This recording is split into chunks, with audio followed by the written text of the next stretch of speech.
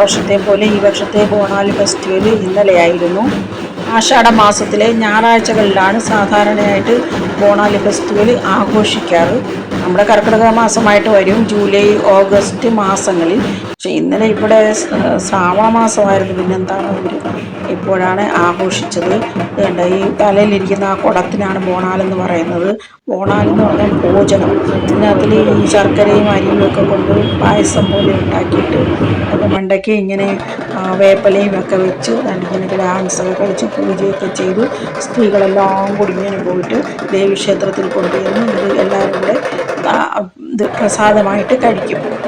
കൃത്യമായി പറയുകയാണെങ്കിൽ നമ്മുടെ ആറ്റുകാൽ പൊങ്കാല പോലെ ഇത് വീട്ടിൽ വെച്ച് ഇങ്ങനെ ഇവർ തയ്യാറാക്കിക്കൊണ്ട് വരുന്നു. അത്രയേ ഉള്ളൂ വ്യത്യാസം.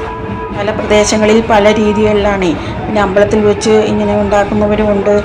അങ്ങനെ നമ്മൾ കണ്ടിട്ടുണ്ട്. ചെറിയ കുരുതി പോലെയൊക്കെ അങ്ങനെയൊക്കെ ചില അമ്പലത്തിലും കണ്ടിട്ടുണ്ട്. നിങ്ങളുടെ മണ്ടയ്ക്ക് ചെറിയ ദീപവും ഇങ്ങനെ കൊളുത്തി വെച്ചിരിക്കും. പകലായതുകൊണ്ട് നമുക്കങ്ങനെ കാണാൻ കഴിയാത്തത്. എന്നിട്ട് പിന്നെ ഇങ്ങനെ ഉത്സവ പരിപാടികളൊക്കെ കാണും. നമ്മുടെ സാധാരണ ഉത്സവം പോലെ ഭയങ്കര ഡാൻസും ഒക്കെ ഉണ്ട്. അവിടെ ചെന്ന് എടുക്കാത്തതെന്ന് പറഞ്ഞാൽ നമ്മൾ പോയി പ്രയാസപ്പെട്ട് പോയി എടുത്താലും ആർക്കും അത്ര താല്പര്യമില്ലാത്തത് കൊണ്ടാണ് എടുക്കാത്തത്. പലതരത്തിലുള്ള ഡാൻസുകളും ഒക്കെ ഉണ്ട്. ഈ ഉത്സവം രാവിലെ തൊട്ട് രാത്രി വരെ നീളും. ഭയങ്കര ഉത്സവമാണ്.